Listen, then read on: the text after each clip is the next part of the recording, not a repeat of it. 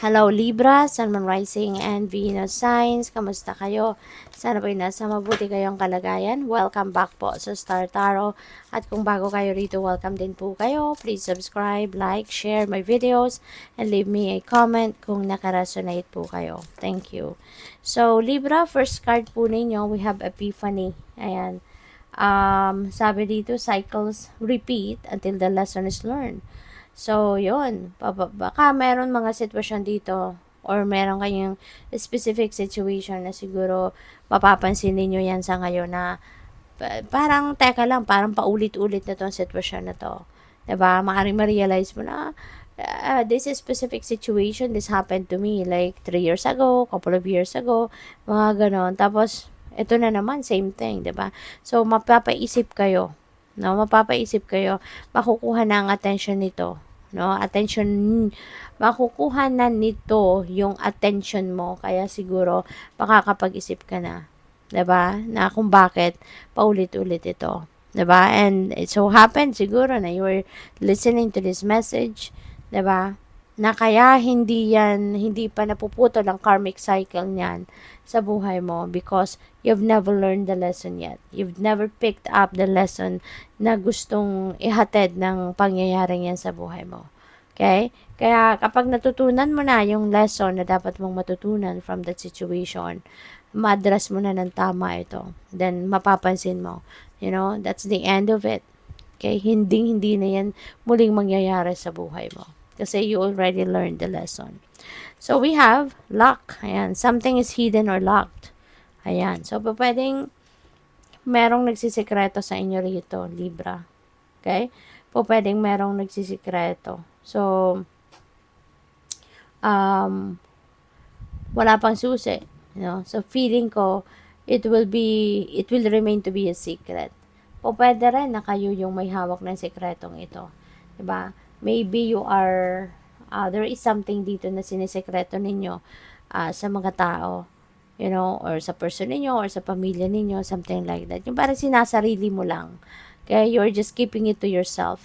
Or pwedeng ibang tao. Yung merong sinisekreto sa'yo. Pwedeng ganun. So, we also have abundance. Napakaganda. Merong financial security and material gains, no? Magkakaroon ka dito ng kaperahan. Merong paparating na kayamanan, di ba? Maaring malaki-laking pera ito kasi nga magkakaroon na kayo ng financial security, di ba? So, maaring ma-secure mo na dito yung financial security mo for the long term, di ba? Hindi lang yung sa ngayong buwan, hindi lang sa kung ilang weeks, but this could be for the long term, diba? So, napakaganda. And maaari na magkakaroon din kayo ngayon. You'd be able to acquire material things din, diba? Kasi nga siguro, maraming pera kayo talagang makukuha sa ngayon. Kaya, congrats sa iyo and good luck, no? Kasi, maraming kaperahan ang dadating sa inyo. So, what else? So, we have feeling the world. Ayan. So, feeling ko dito, baka pwedeng magta-travel ang iba sa inyo rito, Libra. Maybe you are going to travel the world, or maybe you are planning to travel the world, pwedeng ganon. Or, maaaring merong mga opportunities, worldly opportunities na kakatok sa inyo sa ngayon. No? So, congrats and good luck. Waking the Lion. Ayan. So, you're definitely going to start taking charge of yourself. No? So, sa ngayon, parang maglalakas ng loob ka na ikaw na yung magpapatakbo sa buhay mo. Ikaw na ngayon yung you're going to definitely take charge of your life, no? Of your plans. Kasi pwedeng may nagdidikta lang sa'yo dati. No? Pwedeng merong nagdidikta, pwedeng merong nag-uutos lang sa'yo, sunod-sunuran ka lang, pwedeng ganon. But now, mabubuhayan ka na ng loob. No? Mabubuhay na yung passion mo, mabubuhay na dito yung determinasyon mo, yung tapang mo, 'di ba? Na ikaw na yung magde-decision para sa sarili mo. So, we have Earth Magic, Libra. Kailangan mo dito ng grounding, no? So, siguro, you are ungrounded no? Maybe your mind is all over the place, confused ka, marami kang ginagawa, marami kang inaasikaso, kaya maaaring nagkakaroon na kayo ng imbalance sa sarili ninyo, sa buhay ninyo. Kaya importante, no, na i-ground ninyo ang inyong sarili. Tulad ng, ang very effective din na magagawa ninyo to ground yourself, isa na dyan yung mag-meditate kayo. Ikalawa, spend time with nature. Okay? Yung simpleng ganito lang, kahit sa backyard nyo lang or sa front yard nyo, kung mayroon pang lupa dyan, diba, na yung lupa mismo, yung walang semento, mga ganon, you know, or may grass, diba, apakan nyo lang yan, ano, tumambay kayo dyan, apakan nyo yan, upo kayo, kung makakaupo kayo, kung meron kayong puno, di ba, sumandal kayo sa puno, and yung parang, sumandal ka, o kaya kung nakaupo ka man sa lupa or sa grass, you know, yung dapat barefoot ka ha, hindi ka nakaupo sa kung anumang bagay, dapat directly nakaupo ka sa grass or sa lupa, or nakaapa ka sa lupa mismo, walang tsinelas, walang sapatos, yung barefoot, at yun, pumikit ka, 'di ba?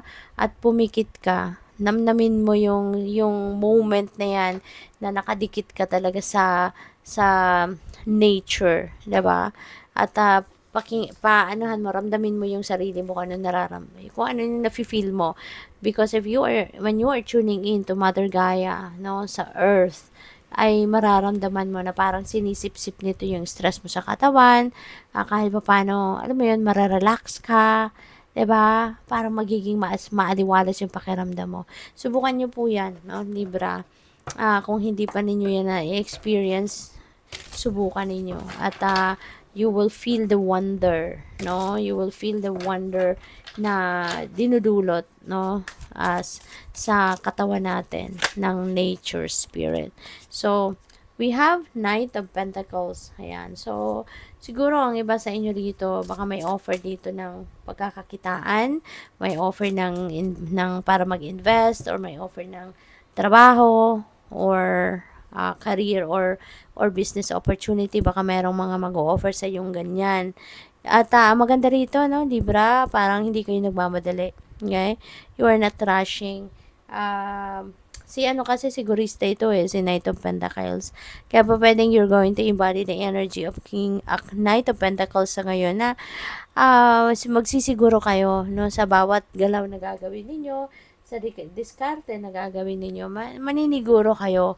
Hindi kayo yung agad-agad, no, maganda yung narinig ninyo about the opportunity, sunggab agad kayo. Hindi kayo ganon.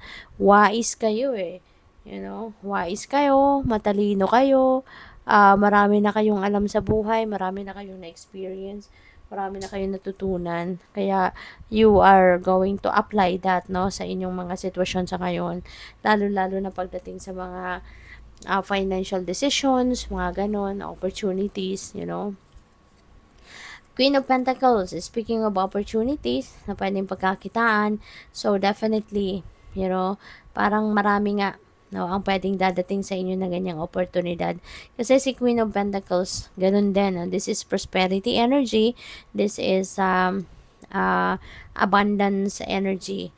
At this signifies, no, na mayroong mga lucrative offers na pwedeng dadating sa inyo. So, yun, pwedeng pagkakakitaan talaga. Business, trabaho, negosyo, po pwedeng ganon. Or investments, yung mga ganyan. Ano? Kaya, good luck sa iyo dyan. Kasi, si Queen of Pentacles din, prosperity and abundance energy ito. Kaya magkakaroon talaga kayo ng oportunidad dito para magkaroon kayo ng mas maraming pera. Mas magkakaroon kayo ng mas established, 'di ba? Or alam mo 'yun, yung sigurado, no, may security of tenure, yung mga ganon, no, ng mga oportunidad. So we have 6 of Pentacles. This is also prosperity energy. At okay, tignan mo. Ang ganda, no, Libra. So, ito, prosperity energy, abundance. So, ganun din si Six of Pentacles. Meron din prosperity energy ito. Tapos, meron ang abundance card. So, parang kino-confirm nilang lahat, diba? Ang bawat isa na definitely, magkakaroon talaga kayo ng abundance and prosperity sa ngayon. So, siguro talaga, maraming oportunidad ang paparating na wherein magkakapera ka talaga. No? Magkakaroon ka talaga ng opportunity dito para ikaw ay maging masagana, 'Diba? Magkakaroon kayo or makaka-experience kayo ng kasaganaan pagdating sa pera. Kaya, good for you. It could come from various sources, no? Dito sa Six of Pentacles. It could come from various sources. Hindi natin alam kung saan specifically manggagaling ang perang ito. But ang importante, merong papasok, merong paparating, 'di ba? At i-embrace nyo na lang pag dumating na yung pagkakataon na yan. Just embrace it, 'di ba? At isa pa, huwag makakalipot magpasalamat, no? Sa kung ano mang biyayang dadating. So, good luck. Thank you for watching. Love and light. Namaste.